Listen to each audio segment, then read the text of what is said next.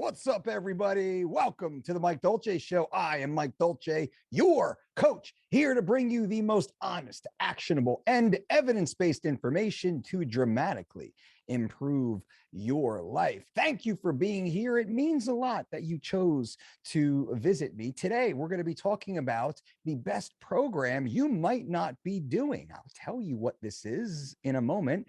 Again, if you wouldn't mind subscribing to this channel to help us fight back the free speech algorithm of YouTube. I think we told people to be healthy and don't worry as much about mask. Wear your mask, but stop drinking sodas and eating bad food. And we got a shadow ban for that. So any engagement you give us will be helpful in getting us back into the algorithm. Look at the subscriptions we have, right? 46,000 or so. We want to get to 100, but look at the low views. YouTube is simply not showing us because we're in the naughty closet. Anyway, now I'm going to get you out of the naughty closet and into the gym, baby. The best program you might not be doing is the push-pull legs. Let me break these down for you with exercises and set and rep schemes.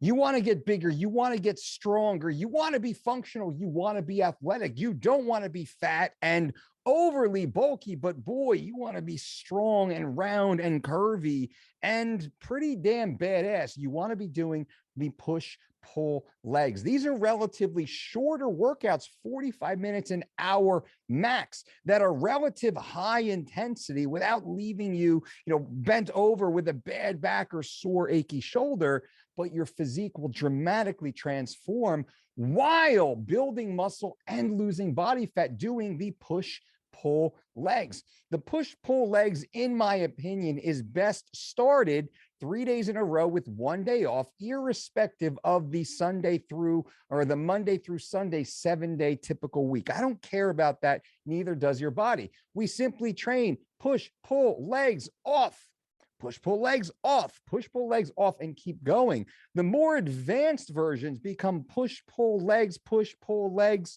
off, or push-pull off, legs off, push-pull off, depending on what your priority is. And I can build very specific videos on each one of these at the time to apply them into your overall training routine. Now, we talked about frequency. Let's talk about specific exercises. And in order to prescribe exercises, first, we need to think about movements. We are training nearly exclusively primary multi-joint compound movements. The muscles will be trained within the proper execution of the movement under load or resistance. So if we're training the right multi-joint compound movements in a push-pull pattern, we can then ensure we're training every muscle of the body in a very synergistic, aesthetic, and athletic manner. So you look amazing because you're using all the muscles together and there is that aesthetic relationship between them, instead of just bodybuilding one part of the muscle and having the small legs and the big chest, or the big shoulders and the tiny pecs. You don't suffer from that when you follow a push-pull leg utilizing multi-joint compound movements. What exercises specifically? Well, for the mechanics, we know the human body pushes.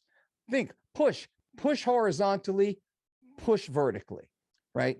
We pull horizontally and pull vertically. We also hinge at the waist, right? The ball and socket of the hip joint, we hinge there. We squat, which is just simple bending of the knee, squatting or lunging or stepping up. Bending at the knee is squatting. Hinging at the waist is hinging. Pushing horizontally or vertically, the same with pulling horizontally and vertically.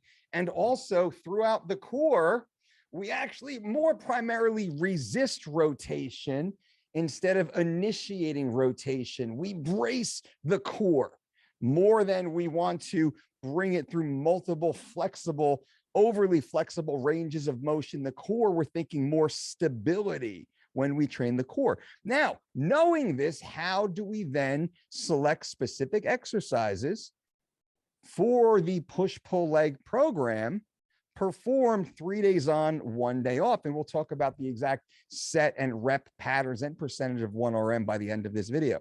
The ideal exercises are those that utilize the most muscles, right? That's where the multi-joint compound movement concept comes in.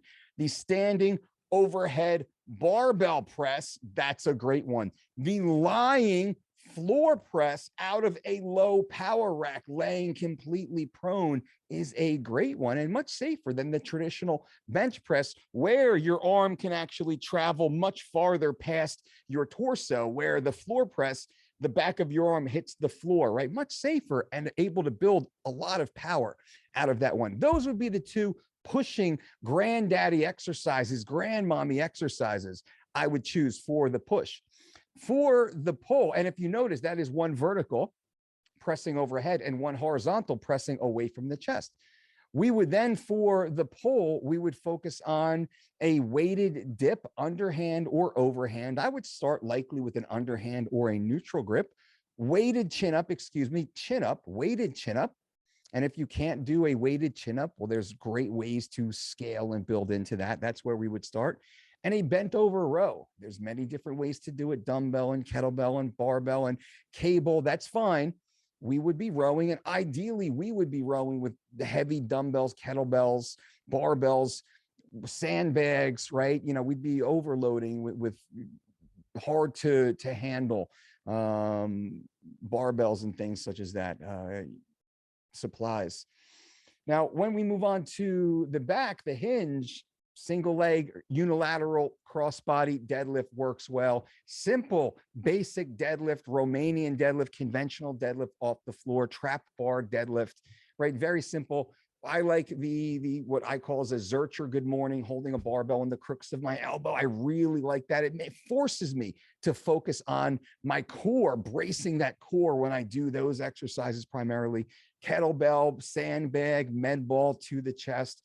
Could be a transformer bar for those who know, on your back, possibly a barbell. I'd stay away from that more, or banded. We do those quite a bit here. Banded RDLs, banded deadlifts and such. And then for legs, for squat, well, we're squatting. That could be a front squat, a back squat, a goblet squat, a trap bar squat, a buddy over your shoulder squatting, also lunging, right? Bending the knee, lunging, backwards lunging, stationary, walking lunges if we're actually moving across the floor, and stepping up on and off boxes. All of these exercises easily implemented. Now you have a wide selection into the push-pull legs program.